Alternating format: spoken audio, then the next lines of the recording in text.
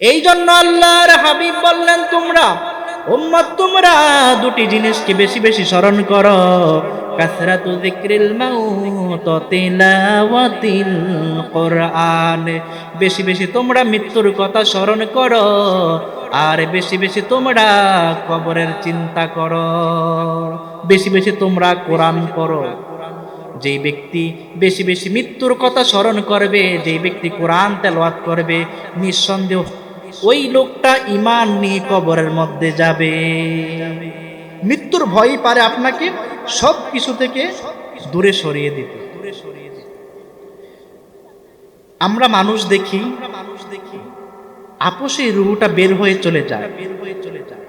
চাচারে দেখলাম মারা গেল, নিজের মায়ের হাতের মধ্যে মায়ে দমটা চলে গেল, মালাকুল মউত নিঃশ্বাসটা রুহটা বের করে নিয়ে চলে গেল, হাতের মধ্যে মাথাটা মায়ের।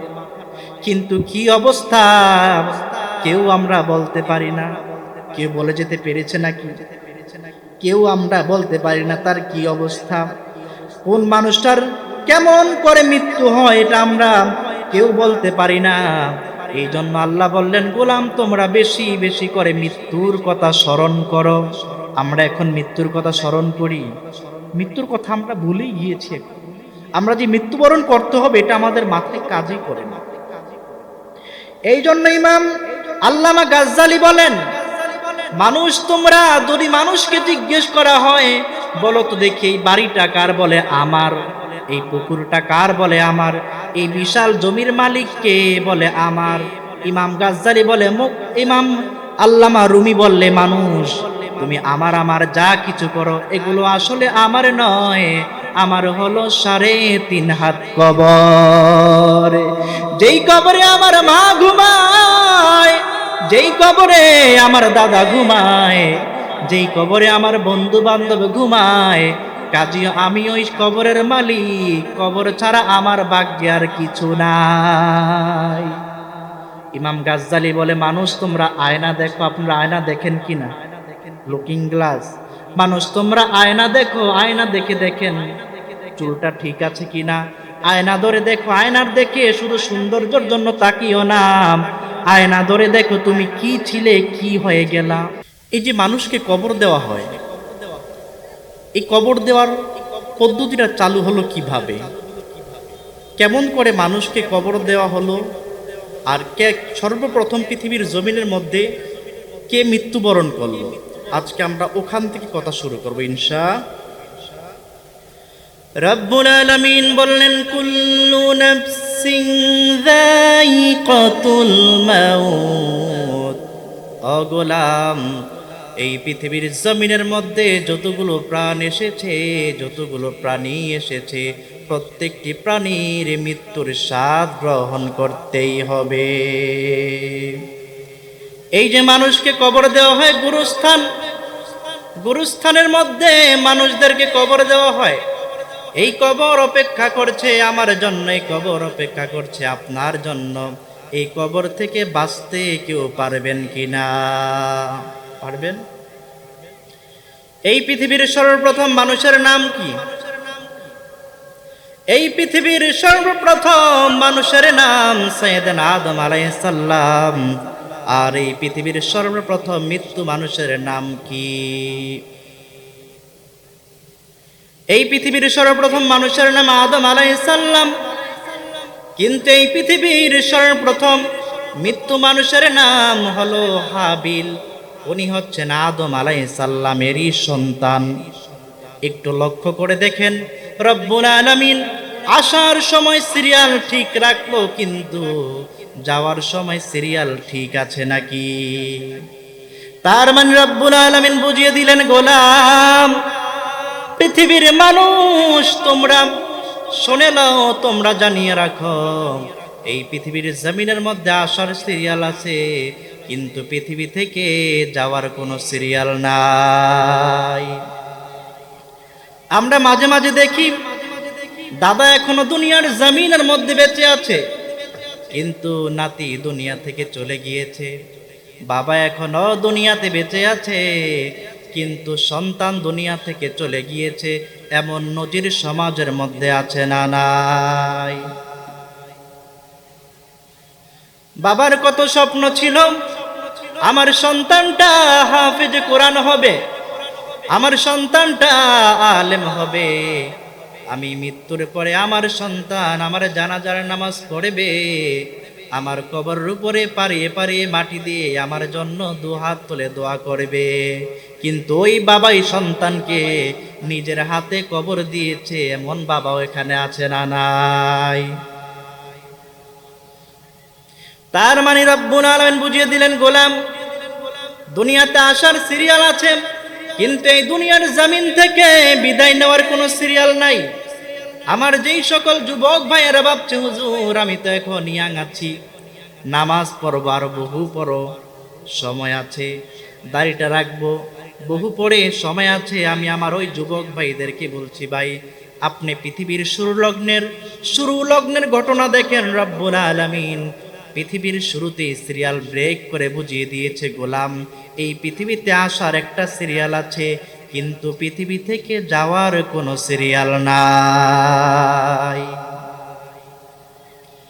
এই পৃথিবীর কিভাবে পৃথিবীর সর্বপ্রথম মানুষ মারা গেলেন, আর কেমন করে পৃথিবীর সর্বপ্রথম মানুষ তাকে কবর দেওয়া হলো? এই পৃথিবীর সর্বপ্রথম মানুষের নাম আদম আলাইহিস সালাম, আর ওনার স্ত্রী আমাদের সকলের আম্মা জান হাওয়া আলাইহিস সালাম। এই দুইজন হলেন পৃথিবীর সর্বপ্রথম মানুষ। এই দুইজনের মাধ্যমে রব্বুল আলামিন গোটা জগৎ সংসারটাকে সাজিয়েছে। এই পৃথিবীর জমিনের মধ্যে যত মানুষ বসবাস করে, হিন্দু বলেন, নাসারা বলেন, বৌদ্ধ বলেন, খ্রিস্টান বলেন, সমস্ত মানুষ হচ্ছে আদম আর হাওয়া আলাইহিস সালামের পরিবারের সদস্য। আদম আর হাওয়া আলাইহিস সালামের পরিবারের সদস্য তারা সবাই। আমাদের বাবা আদম আলাইহিস সালামের স্ত্রী আম্মা জান হাওয়া আলাইহিস সালামের গর্ভে রব্বুল আলামিনের কুদরতে একসাথে দুটি সন্তান জন্মগ্রহণ করতেন। কয়টি? একত্রে দুটি সন্তান জন্মগ্রহণ করতেন, একজন ছেলে অপরজন মেয়ে। একই গর্ভে জন্ম নেওয়া ছেলে এবং মেয়েকে ভাই বোন বিবেচনা করা হতো। যখন তারা যৌবনে পদার্পণ করত, এক গর্ভের ছেলেকে অন্য গর্ভের মেয়ের সঙ্গে বিয়ে দেওয়া হতো। সাইয়েদনা আদম আলাইহিস সালামের সন্তান হাবিলের সাথে যেই মেয়েটি জন্ম নিয়েছে, ওই মেয়েটি দেখতে খুব একটা সুন্দরী ছিল না। অপরদিকে কাবিলের সাথে যেই মেয়েটি জন্ম নিয়েছে, ওই মেয়েটি দেখতে রূপে গুণে খুব সুন্দরী ছিল। এই চারজন যখন যৌবনের মধ্যে পদার্পণ করলো, সাইয়েদনা আদম আলাইহিস সালাম রব্বুল আলামিনের সিদ্ধান্ত মোতাবেক দুই ছেলেকে ডেকে এবার বিয়ের প্রস্তাব দিল। বলল, হাবিল তুমি বিয়ে করবে, কাবিলের সাথে যেই মেয়েটি জন্ম নিয়েছে তাকে তুমি বিয়ে করবে। আর কাবিল তুমি বিয়ে করবে, হাবিলের সাথে যেই মেয়েটি জন্ম নিয়েছে তাকে তুমি বিয়ে করবে। কাবিল বলল, গো আমার বাবা, আমার সাথে যেই মেয়েটি জন্ম নিয়েছে ওই মেয়েটি রূপে গুণে দেখতে খুব সুন্দরী। এখন আমার সাথে যেই মেয়েটি জন্ম নিয়েছে তাকে আমার ভাই হাবিল বিয়ে করবে, এটা তো ইনসাফ হলো না। বরঞ্চ ইনসাফ হতো যদি আমার সাথে যেই সুন্দরী মেয়েটি বিয়ে করেছে তাকে যদি আমার সাথে বিয়ে দেওয়া হতো, এটাই ইনসাফ হতো। আদম আলাইহিস সালাম ডেকে বলল, বাবা আমাকে দোষারোপ করো না, আমাকে দোষারোপ করে লাভ নাই, এটা আমার সিদ্ধান্ত নয়। গলার আওয়াজ ছেড়ে বলুন তো সিদ্ধান্ত কার? এটা আমার সিদ্ধান্ত না বাবা, তুমি আমাকে দোষারোপ করো না। কাবিল কি করলো? প্রস্তাবটাকে প্রত্যাখ্যান করে দিল। এবার রব্বুল আলামিন বলল, আদম, ও আদম, তুমি তোমার দুই সন্তানকে বলে দাও তারা যেন মিনার ময়দানে গিয়ে কুরবানি করে। যার কুরবানি কবুল হবে সে ওই সুন্দরী মেয়েটাকে বিয়ে করবে। এবার আদম আলাইহিস সালামের দুই সন্তান হাবিল আর কাবিল মিনায় চলে গেলেন। রব্বুল আলামিন এই ঘটনাটা কুরআনুল কারীমের 5 নম্বর সূরা সূরা মায়েদার ২৭ নম্বর আয়াতের মধ্যে বললেন ওয়াতালু আলাইহিম নাবা আবনাই আদম বিল হক إذ قربا قربانا فتقبل من أحدهما ولم يتقبل من الآخر রব্বুল আলামিন ডেকে বলল আদম, রব্বুল আলামিন ডেকে বলল নবী, আপনি আপনার উম্মতদেরকে জানিয়ে দেন আদম আলাইহিস সালামের দুই ছেলের ঘটনা জানিয়ে দেন তাদেরকে। আদম আলাইহিস সালামের দুই সন্তান যখন মিনার ময়দানে গিয়ে কুরবানি করলো, এটাই ছিল মানব ইতিহাসের প্রথম কুরবানির ঘটনা। এর আগে পৃথিবীর জমিনের মধ্যে আর কেউ কুরবানি দেয়, এটাই ছিল মানব ইতিহাসের প্রথম কুরবানির ঘটনা। ওই সময় আদম আলাইহিস সালামের শরীয়তের সিস্টেম ছিল কুরবানি করার পর খোলা আকাশের নিচে কুরবানির বস্তুটা রেখে দিবে, যার কুরবানি কবুল হবে আকাশ থেকে অগ্নি এসে তার কুরবানির বস্তুটাকে জ্বালিয়ে দিবে। এখন যদি ওই শরীয়তের সিস্টেম থাকতো, আমাদের দেশের কয়জন হাজী সাহেব আছে ধরা পড়তো কিনা বলুন? অনেক হাজী আছে তসবিহ গনে, আগামীকালকে কারে মারমু কারে মারমু কারে মারমু, এমন হাজী আছে না নাই? আপনাদের এলাকায় নেই, আপনাদের এলাকার মানুষ ভালো আছে, আমি ঢাকার কথা বলতেছি, অনেক হাজী এরকম আছে। তাহলে আদম আলাইহিস সালামের দুই সন্তান যখন কুরবানি করলো, কুরবানি করার পর খোলা আকাশের নিচে যখন কুরবানির বস্তুটা রেখে দিল, এবার কুরবানির বস্তু রেখে দেওয়ার পর এবার কাবিল দেখলো হাবিলের কুরবানির বস্তুটা আকাশ থেকে অগ্নি এসে জ্বালিয়ে দিয়েছে। কাবিলের কুরবানির বস্তু জ্বালায় না, তার মানে হাবিলের কুরবানি কবুল হয়েছে, কাবিলের কুরবানি কবুল।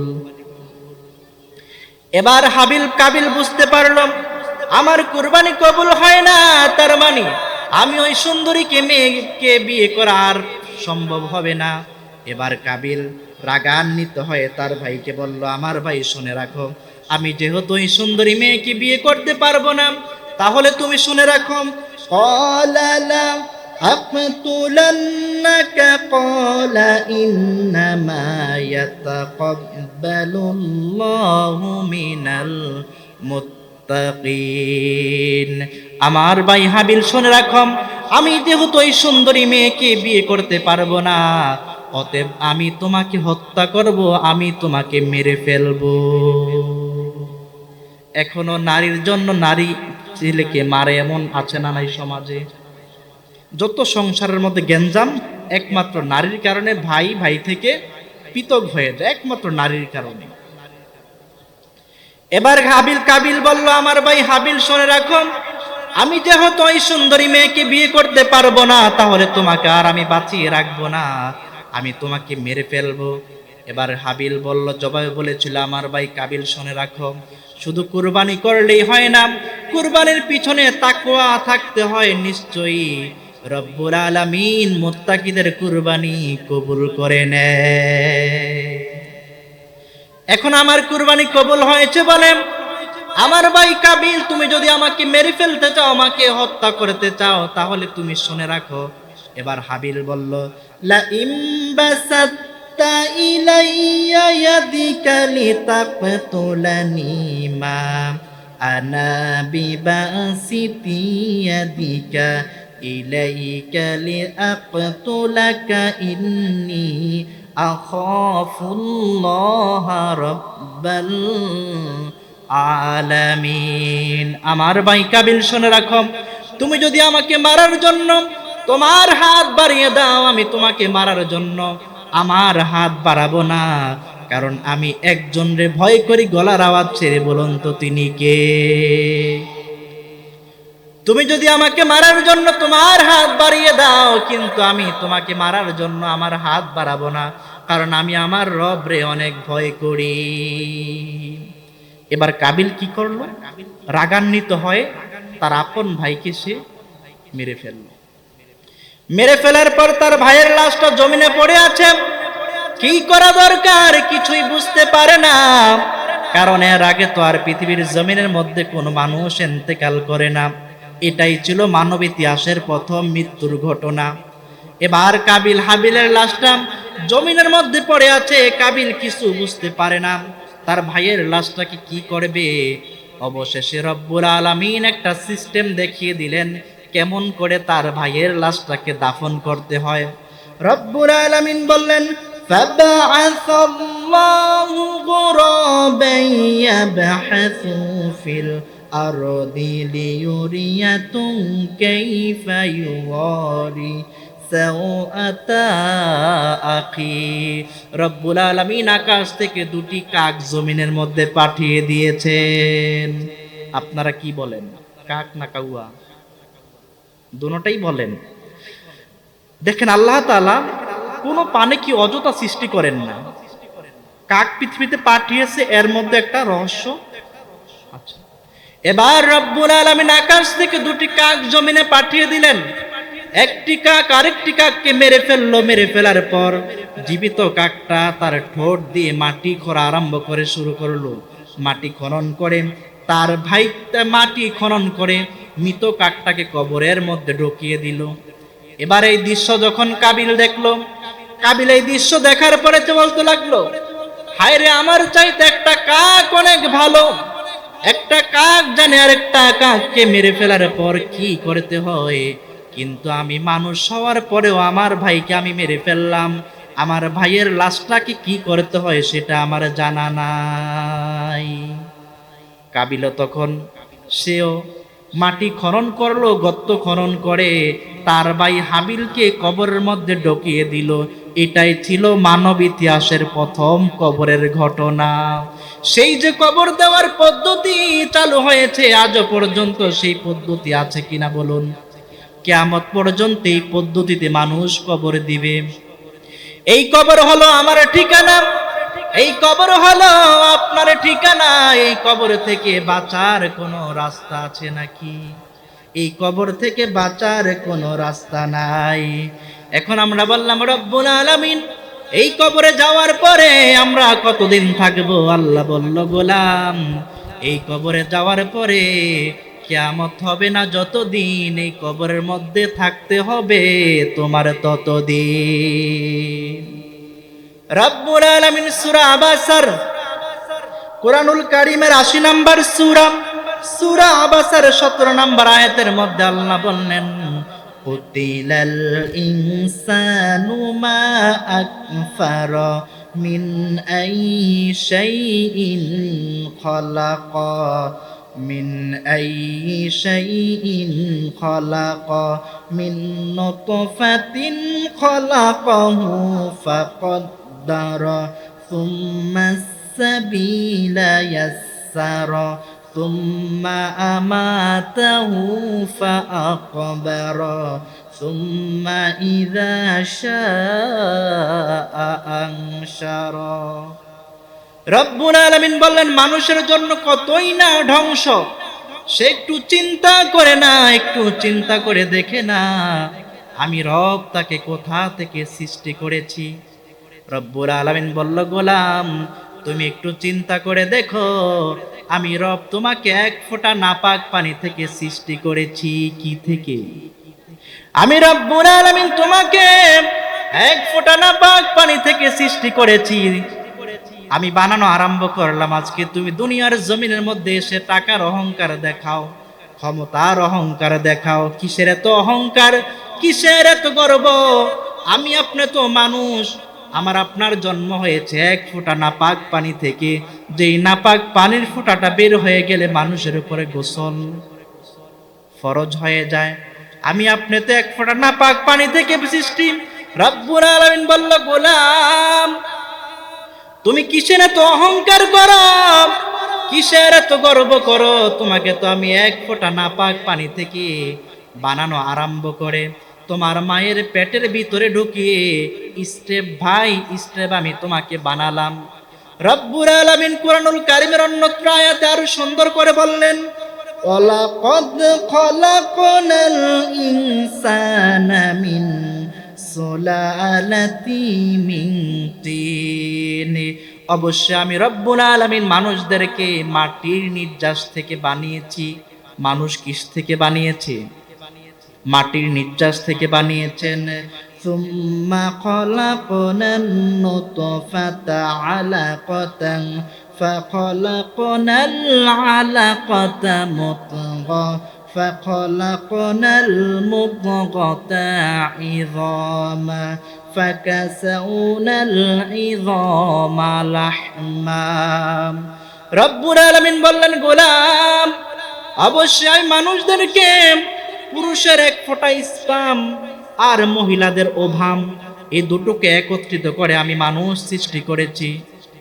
আমি রব্বুল আলামিন মানুষ সৃষ্টি করেছি।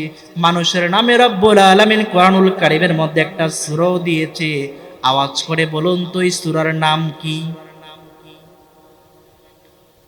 মানুষের নামে রব্বুল আলামিন কোরআনুল কারীমের মধ্যে একটা সূরা দিয়েছে, নাজিল করেছে। ওই সূরার নাম হলো সূরাতুল ইনসান।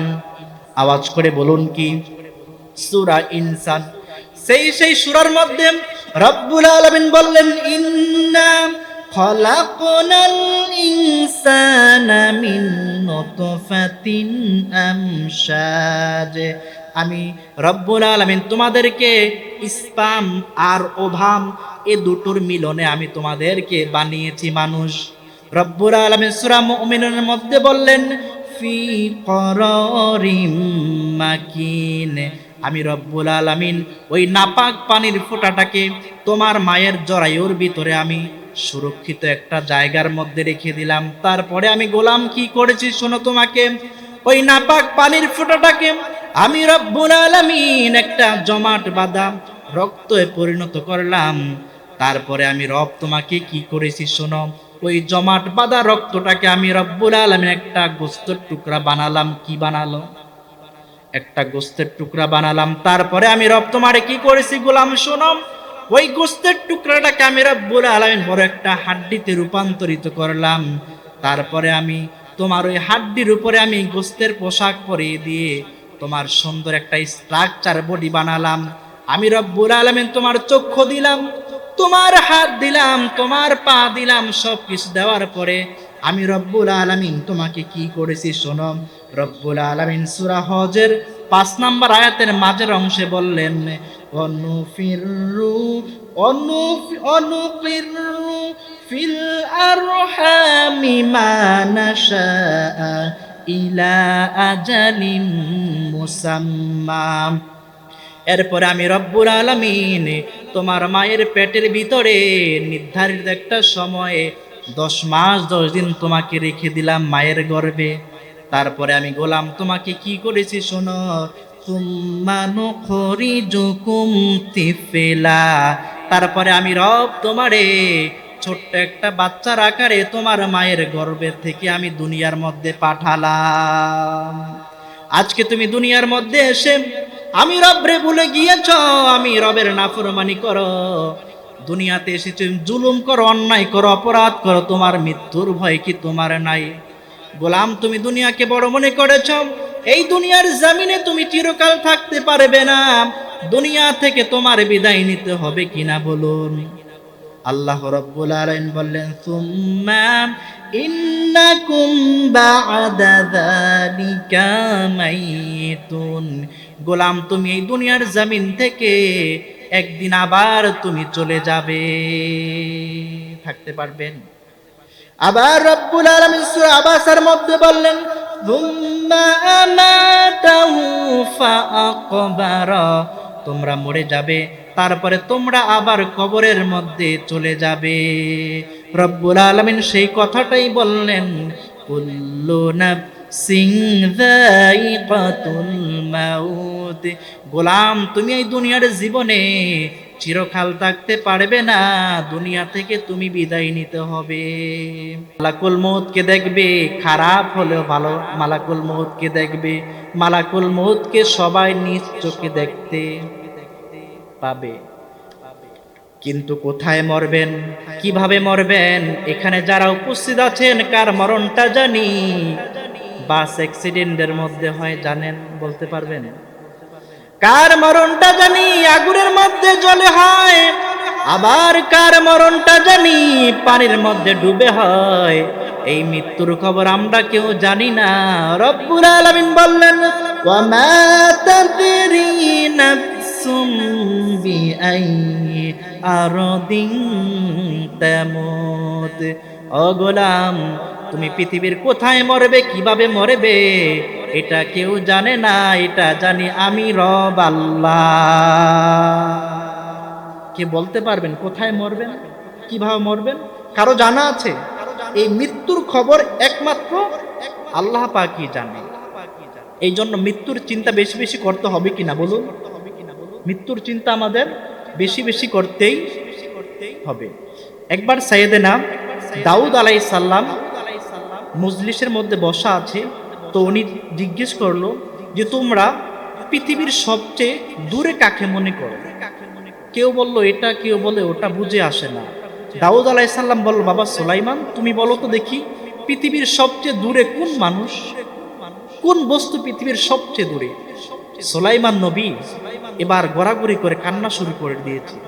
দাউদ আলাইহিস সালাম বলে, বাবা তুমি কেন কান্না করছো? বলল, বাবা পৃথিবীর এই প্রান্ত থেকে ওই প্রান্তে খবর নেওয়া যায়, কিন্তু ঘরের পাশে যারা কবর দেশে আছে আজ পর্যন্ত তাদের কোনো খবর পাওয়া গেল না।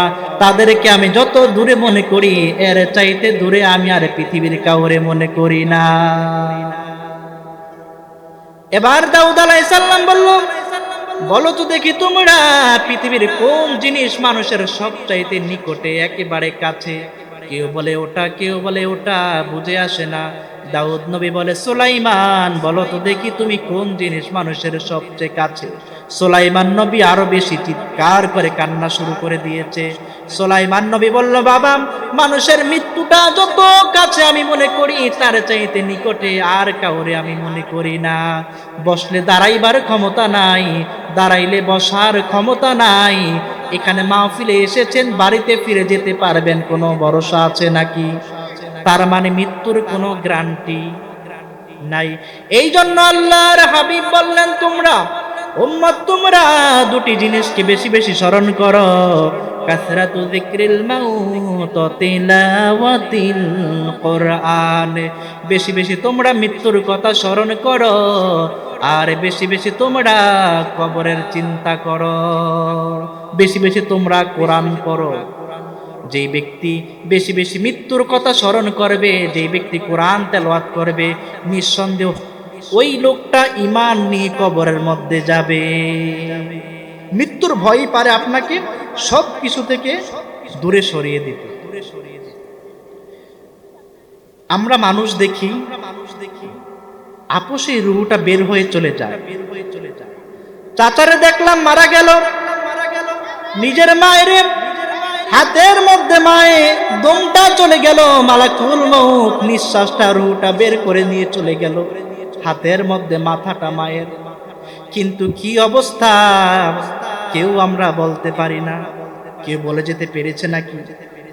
কেউ আমরা বলতে পারি না তার কি অবস্থা, কোন মানুষটার কেমন করে মৃত্যু হয়, এটা আমরা কেউ বলতে পারি না। এই জন্য আল্লাহ বললেন, গোলাম তোমরা বেশি বেশি করে মৃত্যুর কথা স্মরণ করো। আমরা এখন মৃত্যুর কথা স্মরণ করি?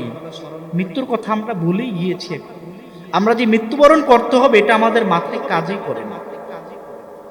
এই জন্য ইমাম আল্লামা গাজ্জালি বলেন, মানুষ তোমরা যদি মানুষকে জিজ্ঞেস করা হয়, বলো তো দেখি এই বাড়িটা কার, বলে আমার। এই পুকুরটা কার, বলে আমার। এই বিশাল জমির মালিক কে, বলে আমার। ইমাম গাজ্জালি বলে, ইমাম আল্লামা রুমি বললে, মানুষ তুমি আমার আমার যা কিছু করো এগুলো আসলে আমার নয়, আমার হলো 3.5 হাত কবর। যেই কবরে আমার মা ঘুমায়, যেই কবরে আমার দাদা ঘুমায়, যেই কবরে আমার বন্ধু বান্ধব ঘুমায়, কাজী আমি ওই কবরের মালিক। কবর ছাড়া আমার ভাগ্যে আর কিছু নাই। ইমাম গাজ্জালি বলে, মানুষ তোমরা আয়না দেখো। আপনারা আয়না দেখেন কিনা? Looking glass. মানুষ তোমরা আয়না দেখো, আয়না দেখে দেখেন চুলটা ঠিক আছে কিনা। আয়না ধরে দেখো, আয়নার দেখে শুধু সৌন্দর্যের জন্য তাকিও না, আয়না ধরে দেখো তুমি কি ছিলে, কি হয়ে গেলা। আয়না ধরে দেখো তোমার চুলগুলো পেকে গিয়েছে, তোমার চামড়াটা ঢিলে হয়ে গিয়েছে। এ দুনিয়ার মানুষ, গাছের মধ্যে যখন তাল পেকে যায় গাছের মধ্যে থাকে নাকি? পেঁপে পাকলে গাছে থাকে না, আম পাকলে গাছে থাকে না, জুনা নারকেল জুনা হয়ে গেলে আর গাছে থাকে না। তুমিও আয়না ধরে নজর করে দেখো, জুনা নারকেলের মতো তোমার চেহারাটা বটে গিয়েছে, জুনা নারকেলের মতো তোমার হাতে পায়ের চামড়াগুলো ঢিলা হয়ে গিয়েছে। তুমি নজর করে দেখো তোমার চুলগুলো পেকে গিয়েছে। গাছের মধ্যে আম পাকলে যেমন গাছে থাকে না, জুনা নারকেল জুনা হলে যেমন গাছের মধ্যে থাকে না, তুমিও আয়না ধরে দেখো, তুমিও পাকা শুরু করে দিয়েছো। আমার রব সংকেত দিচ্ছে, গোলাম পৃথিবীর জমিনের মধ্যে আর বেশি দিন থাকা যাবে না, আর বেশি দিন পৃথিবীর জমিনে থাকা যাবে না। এই জন্য রব্বুল আলামিন বলল, গোলাম এই আয়াতটা যারা বেশি বেশি স্মরণ করবে, যারা বেশি বেশি তেলাওয়াত করবে, তাদের ঈমান তাজা হয়ে যাবে। কি তাজা হবে? ঈমান তাজা হয়ে যাবে। যারা পারেন আমার সাথে পড়ুন, মিনহা খলাকনাকুম ওয়া ফিহা নুঈদুকুম ওয়া মিনহা নুখরিজুকুম তারাতান উখরা। ও গোলাম, তোমাকে আমি মাটি থেকে বানিয়েছি, আবার তোমাকে মাটির কবরে ঢোকাবো। আবার আমি রব তোমারে এই মাটির কবরে থেকে একদিন আমি তোমাকে উঠাবো। এই আয়াতটা পড়ে কত মানুষ রে কবরের মধ্যে নামালাম, মায়েরে নামালাম, বন্ধু বান্ধব রে নামালাম, চাচারে নামালাম, আত্মীয় স্বজন রে নামালাম। এমন একটা দিন আসবে, এই আয়াতটা পড়ে পড়ে আমাকে আপনাকে কবরের মধ্যে নামাবে কিনা বলুন? এমন একটা দিন চলে আসবে, যে দিন আপনাকে আমাকে আয়াতটা পড়ে মানুষ কবরের মধ্যে রাখবে। এই জন্য তিরমিজির বর্ণনায়, যেই ব্যক্তি দৈনিক 20 বারে আয়াতটা স্মরণ করবে, তার থেকে সকল অন্যায় অপরাধ দূর হয়ে যাবে। যে ব্যক্তি মৃত্যুর কথা বেশি স্মরণ করবে, সে কোনোদিন মানুষের আইল ঠেলতে পারবে কিনা? আপনাদের এলাকায় আছে কিনা এগুলা? আছে? থাকলে ভালো। শান্তির ভালা না অশান্তির ভালা? আমি কিন্তু আপনাদের এলাকার কথা বলি না, ঠিক আছে? তাহলে আপনি যে অন্যের জমি ঠেললেন, জমি ছিল 3 শতাংশ, অন্য জনের কাছে বিক্রি করেছে, মাপ দিয়ে দেখে 3.5 শতাংশ। ওই 0.5 শতাংশ কোথা থেকে আসলো? কার এটা? আপনি মৃত্যুর কথা ভয় করেন না। আপনার মধ্যে যদি মৃত্যুর ভয় থাকতো, তাহলে কোনোদিন আপনি এই অন্যায় করতে পারতেন কিনা বলুন? তাহলে আপনি মৃত্যুর কথা বেশি বেশি আপনি স্মরণ করতে হবে। আমার ভাইয়েরা, দুনিয়ার জমিনের মধ্যে, দুনিয়ার জমিন থেকে যখন মানুষগুলো বিদায় নিয়ে চলে যায়, রব্বুল আলামিন বললেন, একটা নাফরমান, একটা ইমানদারের মৃত্যু যখন হয় কেমন করে হয়? রব্বুল আলামিন বললেন, ইন্নাল্লাযীনা ক্বালু রাব্বুনাল্লাহু সুম্মা ইসতাকামু তাতানাজ্জালু আলাইহিমুল মালাইকা আল্লা তাখাফু ওয়া লা তাহজানু ওয়া আবশিরু বিল জান্নাতিল্লাতী কুনতুম তুআদুন।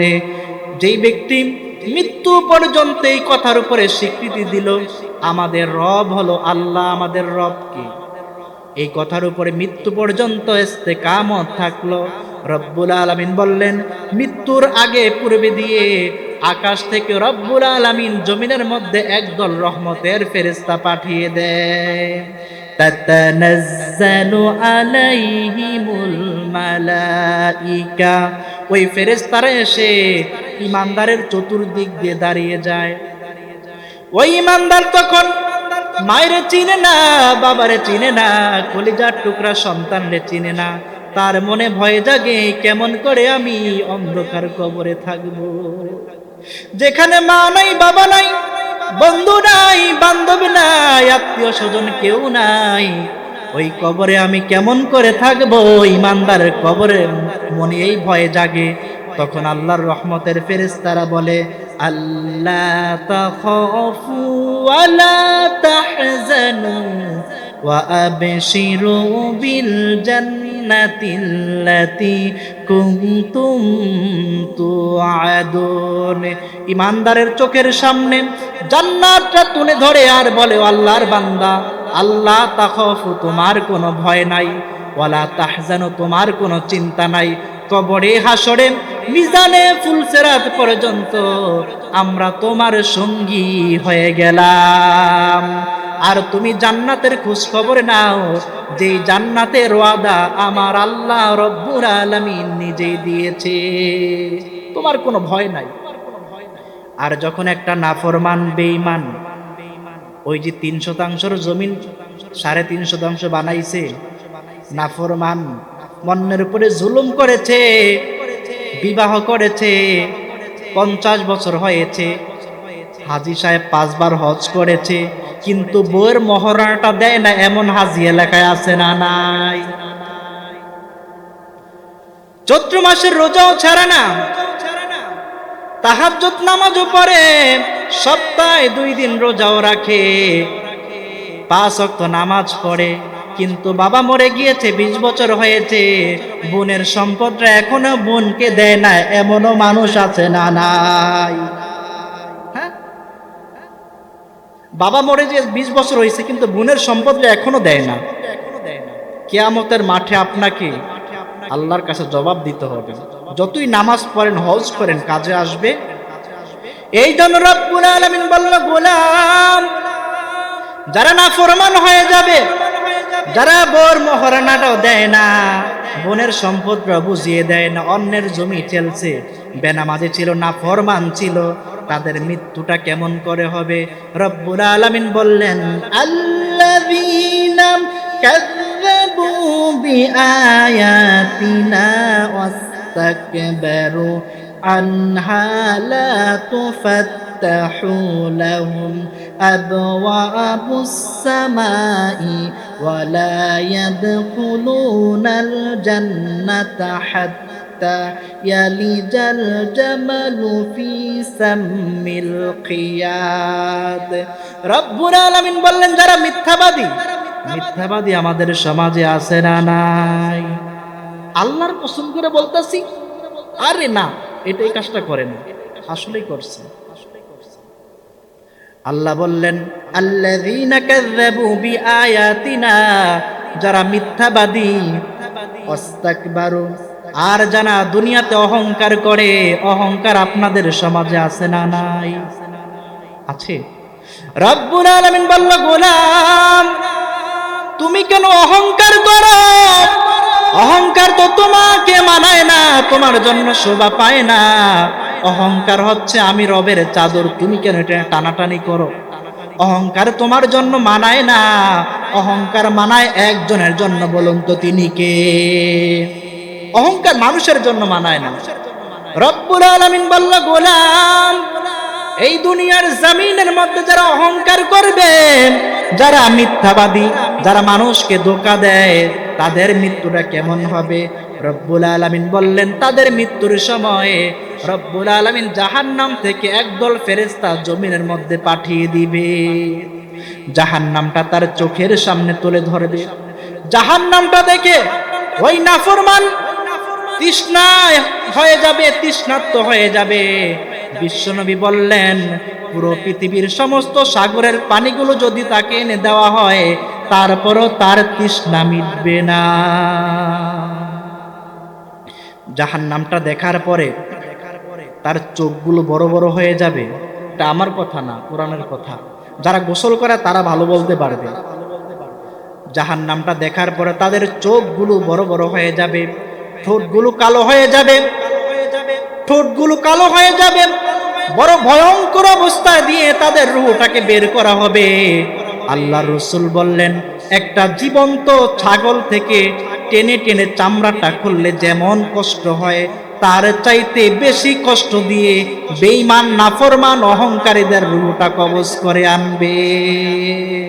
আমরা দোয়া করি, আল্লাহ আপনি আমাদেরকে নাফরমান বানিয়ে কবরের মধ্যে নিয়েন না, আপনি আমাদেরকে ঈমানের সাথে মৃত্যু দান করেন। ঈমানের সাপথে অবিচল থেকে আমার মরণ যেন হয়, বলুন। ঈমানের পথে অবিচল থেকে আমার মরণ যেন হয়। তোমারই কাছে মিনতি আমার মহা মহিম দয়াময়, ঈমানের পথে অবিচল থেকে আমার মরণ যেন হয়, বলুন আমিন। একজন ইমানদার মৃত্যুর পরে তার রূহটা কোথায় নিয়ে যায় জানা আছে নি আপনাদের? আপনাদেরকে আজকে নতুন নতুন কিছু বলে যাব কথা। একজন ইমানদার মৃত্যুর পরে তার রূহটা প্রথম আকাশের কিনারে নিয়ে যায়। কোথায় নিয়ে যায়? প্রথম আকাশের কিনারে নিয়ে যায়। যাওয়ার পরে মালাকুল মউত প্রথম আকাশের দরজার মধ্যে কড়া নাড়া দেয়। মালাকুল মউত বলে কে? আর ফেরেশতা বলে কে? মালাকুল মউত বলে আমি আজরাইল। কেন এসেছো? বলে ওই যে তাৎখানা গ্রামের আব্দুর রহমানের রূহটা নিয়ে এসেছি। এবার ফেরেশতা বলবে একটু অপেক্ষা করো, দেখি আমার রব তার ব্যাপারে কি বলেছে, তার জন্য দরজা খোলা যাবে কিনা। কিছুক্ষণ পরে বলবে হ্যাঁ, রব্বুল আলামিন বলে দিয়েছে। এমন ইমানদারের রূহটা যখন আকাশের কিনারে নিয়ে আসা হয়, আমি যেন দেরি না করে সাথে সাথে তার জন্য দরজা খুলে দে। এমনি করে প্রথম আকাশের দরজা খোলা হয়ে যাবে, দ্বিতীয় আকাশের দরজা, তৃতীয় আকাশের দরজা। এবার জান্নাতের দরজার মধ্যে গিয়ে আবার মালাকুল মউত নক করবে। ফেরেশতারা বলবে কে তুমি? বলবে আমি মালাকুল মউত আজরাইল। কেন এসেছো? ওই যে তাৎখানা গ্রামের আব্দুর রহমানের রূহটা কবজ করে নিয়ে এসেছি। বলবে একটু অপেক্ষা করো, দেখি রব্বুল আলামিন তার ব্যাপারে কি বলেছে। তার ব্যাপারে আমার কাছে একটা ডায়েরি খাতা আছে। দুনিয়াতে কি করেছে আমার কাছে একটা ডায়েরি খাতা আছে। কিছুক্ষণ পরে বলবে হ্যাঁ, রব্বুল আলামিন বলে দিয়েছে। এমন ইমানদারের রূহটা যখন জান্নাতের কিনারে নিয়ে আসা হয়, আমি যেন দেরি না করে সাথে সাথে জান্নাতের দরজা খুলে দে। এবার মালাকুল মউত জান্নাতটা দেখাবে আর বলবে আব্দুর রহমান, আল্লাহর বান্দা, এটাই তোমার বাসস্থান। এই জান্নাতের মধ্যে তুমি অনন্তকাল তুমি এখানে বসবাস করবা। কিন্তু দেহ কোথায় পড়ে আছে? দেহের খবর নাই। দেহ কোথায়? জমিনে। এবার জান্নাতটা দেখিয়ে আবার মালাকুল মউত আসার সময় জান্নাতের ডায়েরি খাতার মধ্যে তার নামটা লিখে রূহটাকে নিয়ে জমিনে চলে আসবে। এসে দেখবে আত্মীয় স্বজন কাঁদে, কলিজার টুকরা সন্তানগুলো বাবা বাবা বলে কাঁদে, স্ত্রী কাঁদে, ভাই বোন কাঁদে। পুরানো একটা চাদর দিয়ে ঢেকে রেখে দিয়েছে। তখন রূহটা বাইতুল্লাহ ঘর, কাবা ঘর যেমনে তাওয়াফ করেন আপনারা যারা হাজী সাহেব আছেন, তাওয়াফ করে ঠিক এইভাবে করে রূহটা দেহের চতুর্দিক দিয়ে তাওয়াফ করতে থাকে। জানাজা হয়ে যায়। আমি অনেক সংক্ষেপ করে দিচ্ছি কারণ সময় কম। জানাজা হয়ে যায়। লোকটাকে যখন কবরের মধ্যে নিয়ে যায়, কবরের মধ্যে রাখার পরে দুইজন ফেরেশতা কবরের মধ্যে চলে আসে। কয়জন? দুইজন ফেরেশতা কবরের মধ্যে চলে আসে। বলতে পারবেন নি ফেরেশতার গায়ের রংটা কেমন? বলতে পারবেন? কি বলেন? যাক, নতুন এগুলো মনে রাখবেন। গায়ের রংটা হলো ফেরেশতার একেবারে কালো। একেবারে কি? কালো। চোখগুলো হচ্ছে বড় বড়। চোখগুলো কি? ঠোঁটগুলো হচ্ছে নীল বর্ণের। ঠোঁটগুলো কি? ঠোঁটগুলো হচ্ছে নীল বর্ণের। ওই ফেরেশতা কবরের মধ্যে চলে আসবে। ফেরেশতা এসে ওই লোকটাকে বসাবে, বলবে মান রব্বুকা, তোমার রবকে? ইমানদার বলবে কি? রব্বি আল্লাহ, আমার রব হলো আল্লাহ। অমান দিনুকা, তোমার দিন কি? বলে দিন আল ইসলাম, আমার দিন হলো ইসলাম। ওমান নাবিউকা হাযার রাজুল, ওই লোকটার ব্যাপারে তোমার কি ধারণা? ইমানদার বলবে মুহাম্মাদুর রাসূলুল্লাহ সাল্লাল্লাহু আলাইহি ওয়াসাল্লাম। এবার যখন ইমানদার প্রশ্নের জবাব দিবে, এবার ইমানদারদের কবরে কি করা হবে জানেন? ইমানদারদের কবরে জাহান্নামটা তুলে ধরবে। আপনার প্রশ্ন হতে পারে, হুজুর প্রশ্নের উত্তর দিল সঠিক, তাহলে জাহান্নাম কেন ধরবে? জাহান্নামটা ওই ইমানদারের কবরের মধ্যে তুলে ধরবে। ইমানদার এবার জাহান্নামটা দেখে হাউমাউ করে কান্না শুরু করে দিবে। প্রশ্নের উত্তর দিলাম সঠিক, সব সঠিক দেওয়ার পরেও কেন আমাকে এই ভয়ঙ্কর জাহান্নামটা দেখানো হয়? আমি কেমন করে এই জাহান্নামের মধ্যে থাকবো? এই জাহান্নাম দেখে আমার ভয় হয়। তখন ফেরেশতারা বলবে, আল্লাহর বান্দা তুমি কাঁদিও না, তোমার জন্য এই জাহান্নামটা তৈরি করা হয়েছিল। তোমার ঈমান আমলের কারণে, দুনিয়াতে তুমি নেক আমল করার কারণে এমন জাহান্নাম থেকে আল্লাহ তোমাকে নাজাত দিয়ে দিয়েছে। এমন জাহান্নাম থেকে আল্লাহ তোমাকে নাজাত দিয়ে দিয়েছে। আল্লাহ রসুল বললেন, কবরের মধ্যে যখন প্রশ্নের জবাবগুলো শেষ হয়ে যাবে, ফেরেশতারা কবরের মধ্যে এসে বলবে, আল্লাহ তাআলা তখন ফেরেশতাদেরকে বলবে, আমার ফেরেশতারা ফায়ুনাদি মুনাদিন ফিস সামাই আন সাদাকা আবদি, ও আমার বান্দা, ও আমার ফেরেশতারা, আমার বান্দা সঠিক উত্তর দিয়েছে, আমার বান্দা সঠিক জবাব দিয়েছে, আমার বান্দাকে আর ডিস্টার্ব করো না।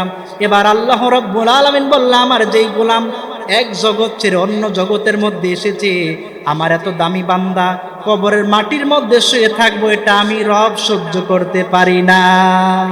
আল্লাহ ফেরেশতাদেরকে বলবে, ফাআবশিরুহু মিনাল জান্নাহ, জান্নাত থেকে এনে একটা পরশের কাপড় তার কবরের মধ্যে বিছিয়ে দাও। ওয়া আলবিসুহু মিনাল জান্নাহ, এবং জান্নাত থেকে এনে তার গায়ের মধ্যে জান্নাতি একটা পোশাক পরিয়ে দাও। ওয়াফতাহু লাহু বাবান ইলাল জান্নাহ, এবং জান্নাতের সমস্ত দরজাগুলো খুলে দাও, যেন আমার বান্দার কবরের মধ্যে জান্নাতের হাওয়া বাতাসগুলো আসতে থাকে। এবার ফেরেশতারা বলবে, আল্লাহর বান্দা এবার তুমি ঘুমাও, কি করো? ইমানদার বলবে, আমি ঘুমাবো না। কি করবা তুমি? আমি ঘুমাবো না, আমি আরজিউ ইলা আহলি, আমি আমার আহলের কাছে যেতে চাই। বলবে, তুমি দুনিয়ায় গিয়ে কি করবে? বলবে, আমি দুনিয়ায় গিয়ে আমার সন্তানদেরকে বলবো, আমি যে দুনিয়ার জমিনে ঈমান আমল নিয়ে আসার কারণে, নামাজ পড়ার কারণে আজকে যে আল্লাহ আমাকে খুশি হয়ে এমন জান্নাত দিয়েছে, আমি খোঁজ খবরটা তাদেরকে একটু যে জানিয়ে দিয়ে আসবো। ফেরেশতারা বলবে, আল্লাহর বান্দা আর তুমি দুনিয়াতে যেতে পারবে? তুমি এবার ঘুমায় ওই দিন জাগবা যেদিন কিয়ামত কায়েম হবে, যেদিন ইসরাফিল সিংহায় ফু দিবে, ওই দিন তোমার রব তোমাকে জাগাবে, এর আগে আর পৃথিবীর কেউ তোমাকে জাগাবে না। ইমানদার কবরে যেও বলবে, ইমানদার কবরে যাওয়ার পরে যখন উঠাবে, ঘুম থেকে উঠাবে, এবার ফের ইসরাফিল যখন সিংহার মধ্যে ফুৎকারে দিবে, তখন ইমানদার বান্দার চোখগুলো কসলাবে। এবার বলবে, চোখটা খুলে দেখবে পশ্চিম আকাশে সূর্যটা লাল হয়ে যাচ্ছে। ইমানদার বলবে, কে তোমরা? আমাকে একটু পানি দাও, আমি ওই যে দেখো আসরের নামাজের সময় চলে যায়, একটু পানি দাও, আমি ওযু করে নামাজটা আদায় করে নেই। ফেরেশতারা তখন হাসবে, বলবে, ও আল্লাহ, আপনার বান্দা এই গোলাম বলে নামাজ পড়বে। ফেরেশতারা বলবে, আল্লাহর বান্দা এটা দুনিয়া নয়, এটা কবর। আল্লাহ বলবে, ফেরেশতারা তোমরা সাক্ষী থাকো, আমার যেই গোলাম দুনিয়াকে আমাকে ভুলে না, কবরে এসে আমি রব রে ভুলে না, তোমরা সাক্ষী থাকো, এই বান্দার জামিনদার আমি আল্লাহ নিজে হয়ে গেলাম।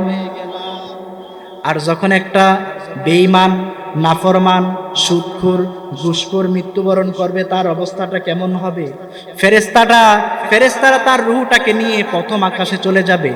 যে করা নাড়া দিয়ে বলবে, কে তুমি? বলবে, আমি মালাকুল মউত আজরাইল। কেন এসেছো? ওই যে তাৎখানা গ্রামের বুলটু মিয়ার রূহটা কবজ করে নিয়ে এসেছি। আপনাদের এলাকায় নাম আছে নাকি আবার? হায় হায়।